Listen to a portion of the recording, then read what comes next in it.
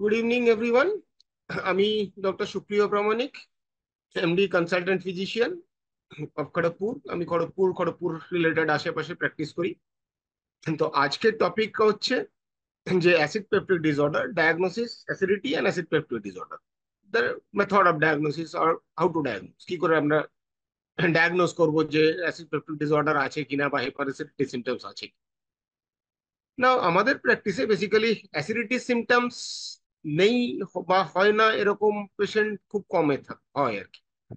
Almost 100% patient এসে complain করে আমার প্রচুর অ্যাসিড বা আমার প্রচুর গ্যাস হচ্ছে। পেশেন্টের যাই প্রবলেম হোক, ইরেলিভেন্ট সেটা, মানে পেশেন্টের মাথা ব্যথা হলেও সেটা অ্যাসিডিটি, পেটে ব্যথা হলেও অ্যাসিডিটি, পায়ে কোমরে সব জায়গাতেই ব্যথাতেই আছে। তো যাই হোক, এটা একটা ভেগ কমপ্লেন, সেটা মেবি কি আমরাও রেসপন্সিবল। কখনো পেশেন্ট আসে আমাদের কাছে হয়তো কোনো একটা কারণে, মানে ভেগ একটা কমপ্লেন নিয়ে এলো, এবার সেটা এক্সপ্লেন করা গেল না, তখন হয়তো কেউ কখনো কোনো সময় পেশেন্ট হয়তো বলে থাকে যে অ্যাসিডিটির জন্য একটু প্রবলেম হয়েছে আপনার। এবার পেশেন্ট সেটা থেকে একজন থেকে আরেকজন, আরেকজন থেকে আরেকজন, এটা সামহাও এরকম চলতে থাকে। তো সেটা মানে কম বেশি করে করে এত বাড়াবাড়ি হয় যে সব জিনিসেই আছে। তো কি হয়, যেমন আমার প্র্যাকটিসে পেশেন্ট এসে বলে অ্যাসিডিটির প্রবলেম, হয়তো মাথা ব্যথা, দেখা গেল পেশেন্টের প্রপার হিস্ট্রি নিয়ে আমি যে এক্সাক্ট কি প্রবলেমটা হয়, তখন হয় কি পেশেন্ট বলে অ্যাসিডিটির প্রবলেম।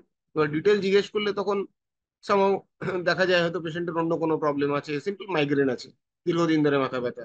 এবার আমি তখন জিজ্ঞেস করি কোন ডাক্তারবাবু এটা বলেছেন, বলে কেউ বলেননি, আমারই মনে হয়। তো এই হচ্ছে অবস্থা। যাই হোক, তো অ্যাসিডিটির প্রবলেম নিয়ে পেশেন্ট আসে না বা কমপ্লেন করে না এরকম খুব রেয়ার। তো আমরা আজকের টপিক হচ্ছে আমরা কি করে ডায়াগনোসিস করবো অ্যাসিডিটি অ্যান্ড হাইপার অ্যাসিডিটিক মানে অ্যাসিড পেপটিক ডিসঅর্ডার। বেসিক্যালি আমরা তিনটে উপায় ডায়াগনোসিস করি। এক হচ্ছে the clinical exam evaluation or clinical diagnosis. Second হচ্ছে certain diagnostic test. And third হচ্ছে কি যে পেশেন্টের অ্যাসোসিয়েটেড কি কি সিমটমস আছে, অন্য কোনো প্রবলেম আছে কিনা, পেশেন্ট কোনো ওষুধপত্র খায় কিনা। জেনারেলি হয় কি অনেক সময় দেখা যায় বিভিন্ন রকম ওষুধপত্র বা অন্যান্য রোগ, সেটা হচ্ছে হাইপার অ্যাসিডিটি কন্ট্রিবিউট বা হাইপার অ্যাসিডিক হয় আর কি তার। তো সেটা তিনটে উপায় আমরা ডায়াগনোসিস করি। তো ফার্স্ট হচ্ছে কি যে clinical examination or clinical evaluation or clinical diagnosis. তো আমি যদি ঠিকঠাক ডায়াগনোসিস করতে পারি যে পেশেন্টের এক্সাক্ট প্রবলেমটা কি, hyper acidity or acid peptic disorder, maybe reflux disorder, তাহলে পেশেন্টকে কি হয় প্রপার ট্রিটমেন্টটা আমি দিতে পারি। তো পেশেন্টের সিমটোমেটিক একটা রিলিফও হয়, টাইমলি একটা ইন্টারভেনশন, পেশেন্টের প্রপার ডায়াগনোসিস হলে কি আননেসেসারি ওষুধপত্র খাওয়ার প্রবলেমটাও থাকে না, পেশেন্ট বেশি ওষুধ খেতে হয় না বা আননেসেসারি ওষুধ খেতে হয় না, তার ওষুধ রিলেটেড সাইড এফেক্টও পেশেন্টের কম হয়, এবং আর পেশেন্টের রিলিফও হয়। প্লাস পেশেন্ট কি করে কিওর হবে সেটাও আমরা বুঝতে পারি, যে কি ওষুধ খেতে খাওয়াতে হবে, কতদিন খাওয়াতে হবে, তাহলে পেশেন্ট ভালো থাকবে, এবং কি মেনটেন করবে পেশেন্ট, কিরকম লাইফস্টাইল। তো ডায়াগনোসিস ভেরি মাচ। তো ক্লিনিক্যাল ডায়াগনোসিস যদি আমি করতে যাই, first part is clinical diagnosis. এটা দুটো পার্ট, এক হচ্ছে পেশেন্টের প্রপার হিস্ট্রি, সেকেন্ড হচ্ছে পেশেন্টের ফিজিক্যাল এক্সাম। তো হিস্ট্রিতে কি হয়, পেশেন্টকে জিজ্ঞেস করতে হয় এক্সাক্ট কি প্রবলেম হয় পেশেন্ট, যে হাইপার অ্যাসিডিটি বা অ্যাসিড পেপটিক ডিসঅর্ডারের সিমটমস নিয়ে পেশেন্ট আসছে, যে এক্সাক্ট সিমটমটা কি। এবার সেটা বুঝতে হবে যে সত্যি অ্যাসিডিটি সিমটম কি। সেটা যদি আমি শিওর হই যে এটা সত্যি অ্যাসিডিটি সিমটম, যে পেশেন্ট কখন হচ্ছে প্রবলেম, এক্সাক্ট প্রবলেমটা কখন, কখন বেশি হয়, কখন কম হয়, কি করলে বাড়ে, কি করলে কমে পেশেন্টের সিমটমস, এইগুলো ডিটেল হিস্ট্রি নেওয়া। প্লাস হচ্ছে কিছু অ্যাসোসিয়েটেড হিস্ট্রি, মানে অ্যাসোসিয়েটেড রোগের কিছু হিস্ট্রি, পেশেন্ট আর কিছু রোগ আছে কিনা, আর কোনো ওষুধপত্র খাচ্ছে কিনা পেশেন্ট, এবং সেই ওষুধপত্রের সঙ্গে অ্যাসিডিটির সম্পর্ক আছে। স্পেশালি হয় কি বিভিন্ন রকম মেডিসিন, যেমন হয়তো পেশেন্ট খুব কমনলি দেখা গেল এনসেডস খাচ্ছে, পেন কিলার খাচ্ছে, পেশেন্টের মাথা ব্যথা, প্রায় হেডেক হচ্ছে, হয়তো মাইগ্রেন আছে বা টেনশন হেডেক, স্যারিডন বাই জাতীয় ওষুধ খাচ্ছে বা কোনো ইনসেক্ট খায়, পেশেন্টের হ্যাপাসাইটিস সিমটম হয় প্রায়। পেশেন্ট অ্যাপসাইটিস এর জন্য রেগুলার বেসিসে পেন কিলার খাচ্ছে, হ্যাপাসাইটিস সিমটম। কোনো ক্রনিক ডিসঅর্ডার, পেশেন্ট অনেকদিন ধরে ক্রনিক ডিসঅর্ডার যেগুলো স্টেরয়েড খাওয়াতে হয়, যেমন রিউমাটয়েড আর্থ্রাইটিস, এসএলই, এই জাতীয় রোগে হয়তো পেশেন্ট একটা স্টেরয়েড খাচ্ছে, সেক্ষেত্রে পেশেন্টের হ্যাপাটোসিটি। কিংবা অনেক ক্ষেত্রে দেখা যায় পেশেন্ট হয়তো হার্ট ডিজিজের জন্য অ্যাসপিরিন জাতীয় ওষুধ, এবং অ্যাসপিরিন খেলে কারো কারো ক্ষেত্রে হাইপারসিডিটি সিমটম, জিআই ব্লিডিং, এগুলো অনেক। তো এই হিস্ট্রি গুলো নেওয়া দরকার, যে অ্যাসোসিয়েটেড আর কোনো প্রবলেম আছে কিনা বা আর কোনো ওষুধপত্র পেশেন্ট খায়, যাতে আমি ডায়াগনোসিস করতে পারি যে এই ওষুধের জন্য এই হাইপারসিডিটি সিমটম, অ্যাসিডিক ডিসঅর্ডার বা রিফ্লাক্স সিমটমস। আর হচ্ছে কি পেশেন্টের একটা ডিটেল লাইফস্টাইল, পেশেন্ট কেমন লাইফস্টাইল মেনটেন করে, কি খায়, কখন খায়, কিভাবে খায়, হ্যাঁ সেইগুলো খুব ইম্পর্টেন্ট। কি এইগুলোর সঙ্গে পেশেন্টের হাইপারসিডিটিক সিমটম রিলেটেড, পেশেন্ট কতখানি ফ্রিকোয়েন্সিতে খাচ্ছে, কি ধরনের খাবার খাচ্ছে, এবার রিফ্লাক্স হলে বেসিক্যালি কোন সময় কি খাবারটা খাচ্ছে, খাবার পরে সঙ্গে সঙ্গে জল খাচ্ছে কিনা, সঙ্গে সঙ্গে শুয়ে পড়ছে কিনা। তো এই সিমটমস গুলো খুব ইম্পর্টেন্ট। আর তো এই ক্লিনিক্যাল ইভ্যালুয়েশন গুলো আমাকে নিতে হয়, যে ডিটেল একটা হিস্ট্রি পেশেন্টের, যে কি হয়েছে পেশেন্টের এক্স্যাক্টলি, আর তার সঙ্গে অন্য কোনো প্রবলেম আছে কিনা বা অন্য কোনো রোগের সঙ্গে এর সম্পর্ক আছে কিনা, বা পেশেন্টের লাইফস্টাইলের সঙ্গে এর সম্পর্ক। যে দেখা গেল হয়তো পেশেন্টের শুধু লাইফস্টাইল মেজারমেন্ট করেই আমি, বা লাইফস্টাইল চেঞ্জ করে, ফুড হ্যাবিট চেঞ্জ করে পেশেন্টের হাইপার অ্যাসিডিটি সিমটমের আমি treatment. And second part is physical examination, পেশেন্টের detail physical, starting from general examination, পেশেন্টের অ্যাসোসিয়েটেড আর কোনো প্রবলেম আছে কিনা, পেশেন্টের অ্যানিমিয়া বা ম্যাল নিউট্রিশনের কোনো ফিচার্স আছে কিনা, যে ম্যাল নারিশ কিনা, ম্যাল অ্যাবজর্পশন হচ্ছে কিনা পেশেন্ট, এই একটা জিনিস। প্রথম স্টার্ট করবো আমরা মুখ, মানে মুখমণ্ডল থেকে, মানে oral cavity. Oral cavity properly দেখতে হবে, যে hyper acidity symptom, basically reflux symptoms অনেক সময় কি হয়, দাঁতেরও প্রবলেম হয়, এক্সেস স্টার্টার কালেকশন হচ্ছে কিনা, বা দাঁতের কোনো এনামেল ডিকে হচ্ছে কিনা, রিফ্লাক্স অ্যাসিডিটি সিমটমস হচ্ছে কিনা। প্লাস হচ্ছে গলা, অনেক সময় দেখা যায়, অনেক সময় না, বেশিরভাগ ক্ষেত্রে দেখা যায় যে গলাতে পেশেন্টের কিছু ছোট ছোট ফলিকলস, এগুলো হচ্ছে রিফ্লাক্সের সিমটমস। পেশেন্ট রিফ্লাক্স হলে তখন পেশেন্টের একটা ছোট ছোট ফলিকল, যেটা ইএনটিরা ভালো দেখতে পায়, যেটা স্কোপ দিয়ে যখন দেখে ওরা খুব ভালো দেখে।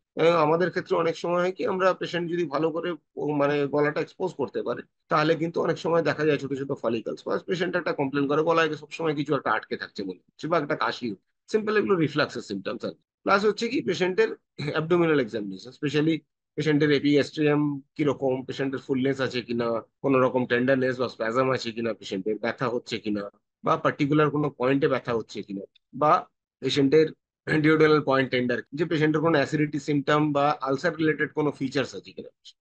তো এইগুলো আমাকে ডিটেল দেখতে হয় যে কি আছে এই পেশেন্ট।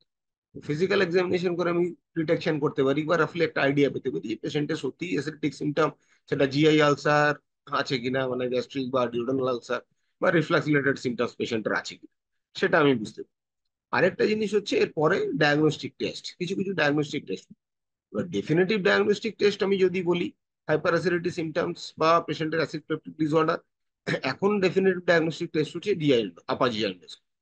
এটা এন্ডোস্কোপি করা হয়, পেশেন্টের একটা ফাইবার অপটিক ম্যালিয়েবল স্কোপ, সেটা পেশেন্টের মুখ দিয়ে গিলতে বলা হয়, সেটা পেশেন্টের ওই ইসোফেগাস হয়ে পেশেন্টের স্টামাক ডিওডানাম পর্যন্ত।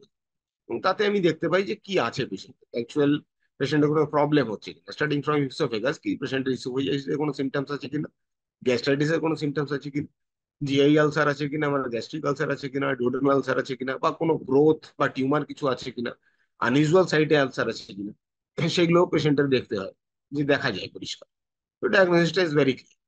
আরেকটা হচ্ছে কি ইসোফেজিয়াল পিএইচ, মানে আমি ইসোফেজিয়াল পিএইচটা মনিটরিং করতে পারি একটা ডিভাইস দিয়ে, কি ইসোফেজিয়াল পিএইচ কতখানি চেঞ্জ হচ্ছে এবং কখন চেঞ্জ হচ্ছে, খাওয়ার সময়, আগে, পরে, বা খাবার কতক্ষণ পরে ইসোফেজিয়াল পিএইচ কমে আসছে। সেটা হচ্ছে রিফ্লাক্স রিলেটেড সিমটমস এর জন্য। যে আমি যদি গ্যাস্ট্রিক অ্যাসিড রিফ্লাক্স হয়, ব্যাকফ্লো হয়, তখন কি হয়, খাবার পরে দেখা যায় বেশ কিছুক্ষণ পরে হয়তো যে এই মানে ইসোফেজিয়াল পিএইচটা কমে আসছে আস্তে আস্তে, মানে অ্যাসিডিক এনভায়রনমেন্ট তৈরি হচ্ছে, যে রিফ্লাক্স হচ্ছে, সেটা বোঝা যায়।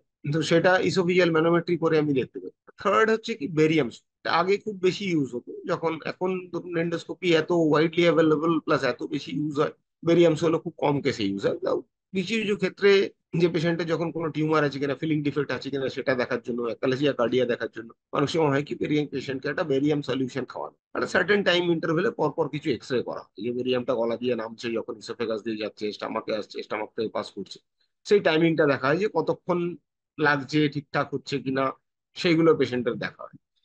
যে তাতে বোঝা যায় যে পেশেন্টের সত্যি কোনো ফিলিং ডিফেক্ট আছে কিনা, পেশেন্টের কোনো মাস আছে কিনা, বা পেশেন্টের স্টামাক খালি হতে কতক্ষণ সময় লাগছে, সেইগুলো বোঝা যায়।